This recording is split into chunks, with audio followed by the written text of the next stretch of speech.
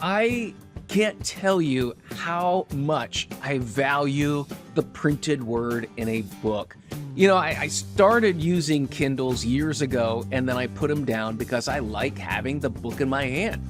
You can see some of the books behind me. This is probably only about a fifth of my library. I've got a lot more books around. I like sitting and reading.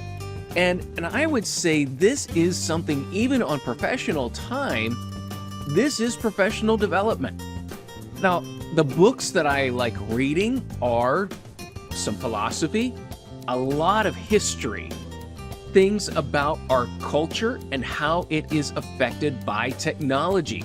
I love these books about persuasion, books about the human mind and how it works, books about how technology forms and shapes us, but also even getting into historical books and informing us as to why we are the way we are today. Again, it helps get us out of the immediate things that tend to grab and draw our attention away from our work. Welcome to the Endless Coffee Cup, a podcast about digital marketing education and careers. Whether you are new to marketing or a seasoned veteran, you'll hear from others about their marketing career, their journey, and things they've learned. Your host, Matt Bailey, will help you unplug from the sensationalized headlines and relax in conversation over an endless coffee cup. Because the conversations and learning from each other should never stop. Well, hello and welcome to another edition of the Endless Coffee Cup podcast. I'm your host, Matt Bailey, where we talk about digital marketing careers and education. Now, in this session, it is a single shot session, just me, and I'm going to answer some questions that we get through the podcast and through the training courses. And one of the most consistent questions I get is, how do you stay up to date in an industry that changes so quickly? And that is a great question. I mean, it shoots to the heart of professional development and who we are and what we do. And yeah, if you're in digital marketing, you are in an industry that changes almost daily. Well, wait a minute. Let's put on the brakes there. Not a lot changes when it comes to a very strategic level. A lot changes at the tactical level.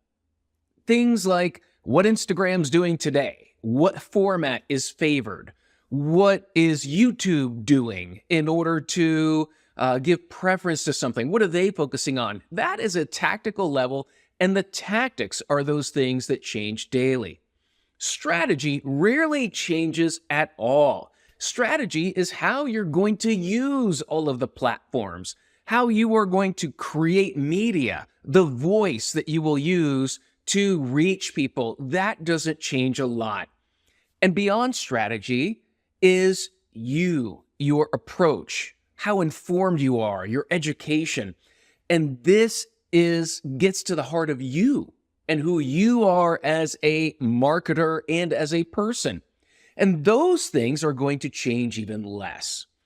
So understanding that, let's go into how to stay up to date in an industry that changes all the time. Now, the first thing I'll tell you that I do is I start with a cup of coffee. That's how most of my mornings, if not all of them, start with a cup of coffee.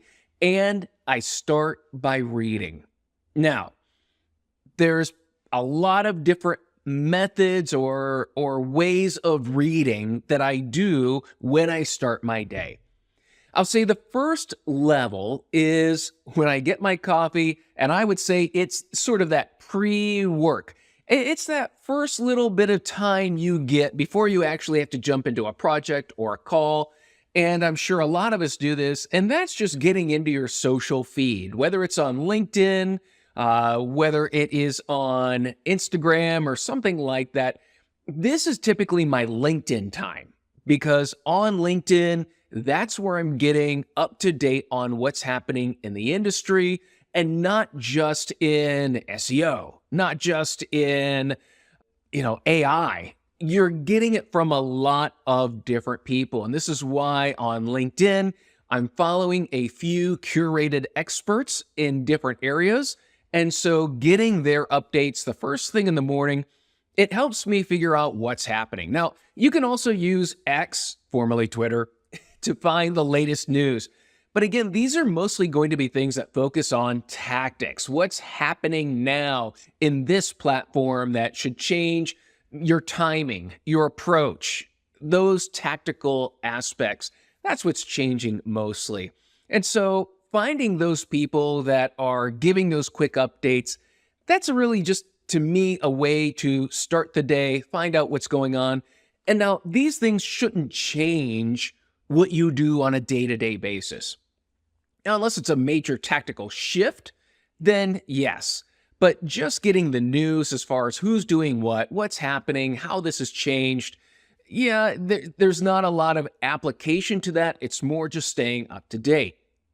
Now, the second level of reading that I'll do is, and I'm still on my first cup of coffee usually when it comes to that, but now it's looking for articles and newsletters. See, now I want to go another layer deep. There's that social level, and part of the reason I don't put a lot into that is because whenever you're putting things out on social media, you've naturally added a bit of hype to it, right? Because you want it to be noticed. And when you really sit down and go through some of these headlines, they don't match the hype. And so that's why I want to go beyond the social updates, and I want to find out articles that are being linked to in especially LinkedIn when they are linking to long form articles. That is what I'm looking for. Something that has a little bit more depth, a lot more context, a citation of other authorities, and some research. That is a different level of reading, and that's where I spend the most amount of my time. I want to know what these articles have said. I want to know what that research shows. And also you get a little more analysis. Now, again, this isn't going to change your day-to-day, but it may weave a bit into your strategic decision-making about how you use certain platforms or how you approach different areas in marketing, maybe some tactical areas. I also look at that point at my email, and I'm looking at email newsletters. Those, again, typically a little more context, a little more background. This may affect more tactics. It may even get a bit into your strategy, depending upon how deep the article is, what it presents. And so looking for industry articles, even beyond the industry, getting more into some policy type emails. I spend a lot looking at privacy and EU regulations and how they're affecting Google or how they're affecting AI. Getting more of that broader aspect where you're actually getting out of your industry and pulling back and getting a larger view of context and a global context as well, because these factors will affect how Google or how OpenAI or Meta adapt, especially when you have the European regulations, so different from US regulations, and it affects everybody around the world, how those are implemented. So that ability just to get beyond the initial social post and dig into broader, more contextual content. And here's why I recommend doing that. It broadens your mind. It gets you out of just being so focused on your industry. It helps to broaden and see bigger pictures, bigger shifts in the industry, what's happening, what's going on. Right now, one of my favorite subjects to read about is this battle between large language models and copyrighted content. Do large language models, does AI have the right to get into any content that it can find, use it in their model, and then turn around and sell it? That's a lot of depth. That's a lot of context. It requires a lot of reading, but that information right there is going to affect how these models progress over time. It's going to affect how much people may publish. There's a lot of things there that it may not affect you right now, but it's going to affect you down the road. And so that's why I like broadening out and getting into more and more context. Now, the fourth level of reading, and this may surprise some people, it's books. Yes, absolutely. Books. I can't tell you how much I value the printed word in a book. I started using Kindles years ago, and then I put them down because I like having the book in my hand. And you can see some of the books behind me. This is probably only about a fifth of my library. I've got a lot more books around. I like sitting and reading. And I would say this is something, even on professional time, this is professional development. Now, the books that I like reading are some philosophy, a lot of history, things about our culture and how it is affected by technology. Those books are much more in depth. They have much more research, much more citation, much more analysis of an industry, maybe from the outside or from the inside looking out. I love these books, books about persuasion, books about the human mind and how it works, books about how technology forms and shape us, but also even getting into historical books and informing us as to why we are the way we are today. Again, it helps get us out of the immediate circumstances, the immediate concerns, the immediate things that tend to grab and draw our attention away from our work.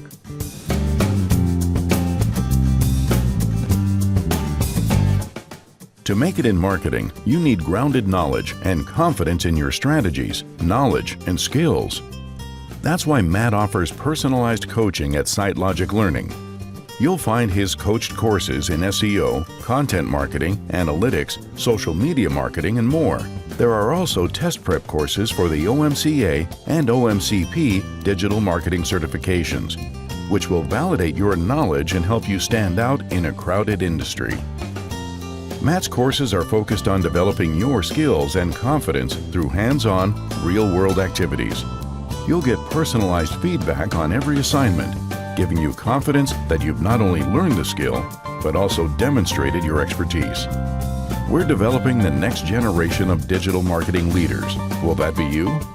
Go to learn.sitelogic.com or click the link in the show notes.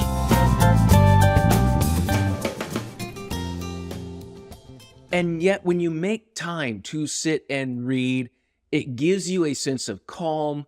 It provides, I think, a more rewarding professional development time because of that time that you can spend in quiet, in reflection, and in learning.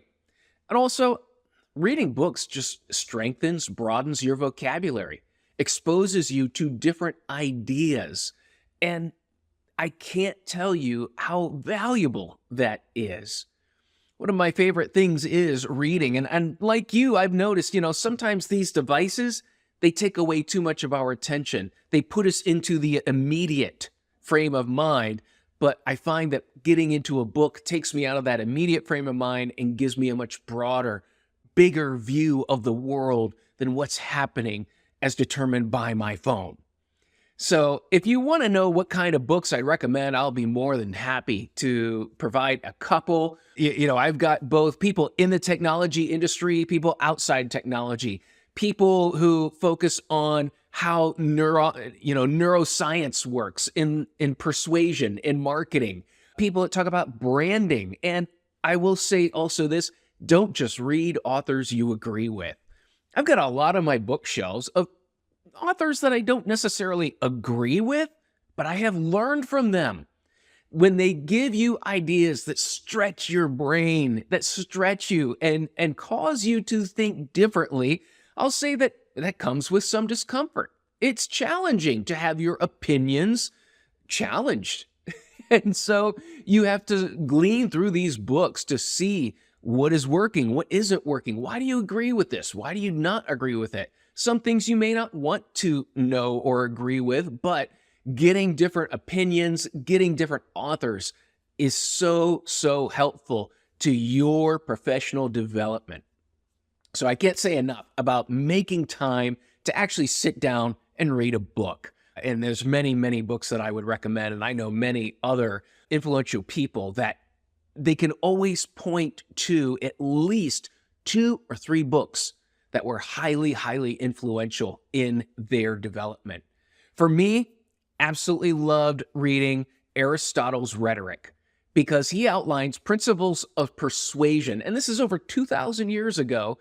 He outlined the key principles of persuasion, of logic, emotion, and credibility as the 3 main factors in persuasion. Thousands of years old, he nailed it. We still rely on those things today. So Aristotle's Rhetoric was one of my primary influences, but also Neil Postman, Amusing Ourselves to Death. And what he was talking about there was how the television age changed people and how people went from a literate society to a television-oriented society. And if you're reading that book, yes, it's older and the analysis is older, but a lot of the truths apply to now going from a television age to an internet age. Very interesting how that happens.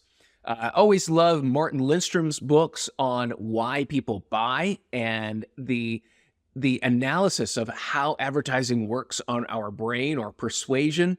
There's many, many things you could dive into, but getting those large contextual information dumps from a book, things you're going to remember. And I think just having that peaceful time to read enables you to deal with the immediacy of our digital age. The last level of reading, the last thing I'll do, this is probably my 2nd or 3rd cup of coffee in the day if I'm doing this. And by the way, I don't do this every day, okay? Before I get into number 5, just a quick pitch. Take at least a half an hour a day just to read something, whether it's online, email newsletters, or articles.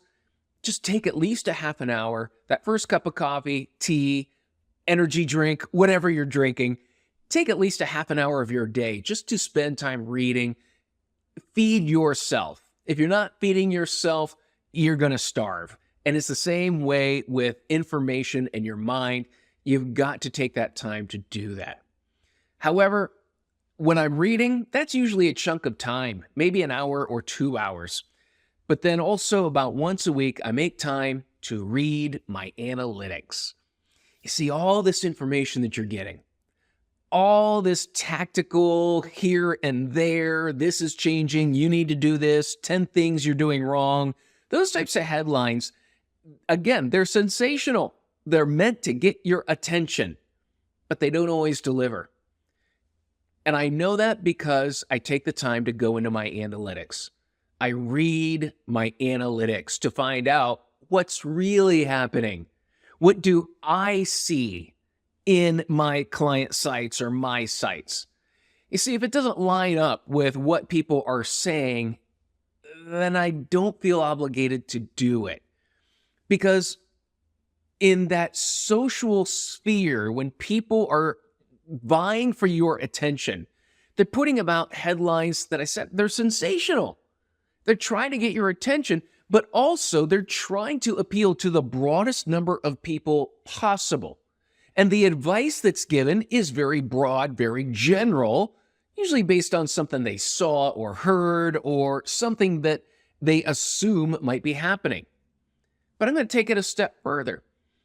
What you see in your analytics is the antidote to the sensationalism that you'll get on social media. Because the advice that tends to be given in a very broad, generalized context is not the best advice for everybody.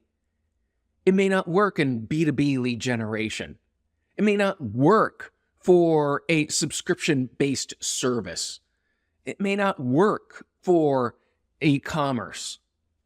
It may be specific to affiliate. It may be specific to B2B lead gen, which may not translate over into an education site.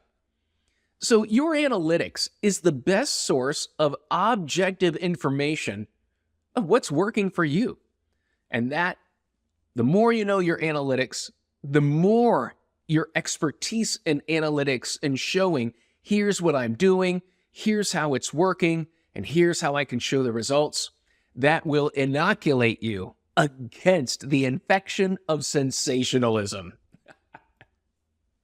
Well, thank you for attending another edition of the Endless Coffee Cup podcast. A little under 20 minutes today, so maybe you got through your first cup of coffee. But thank you so much for tuning in, and I look forward to our next conversation at the Endless Coffee Cup podcast.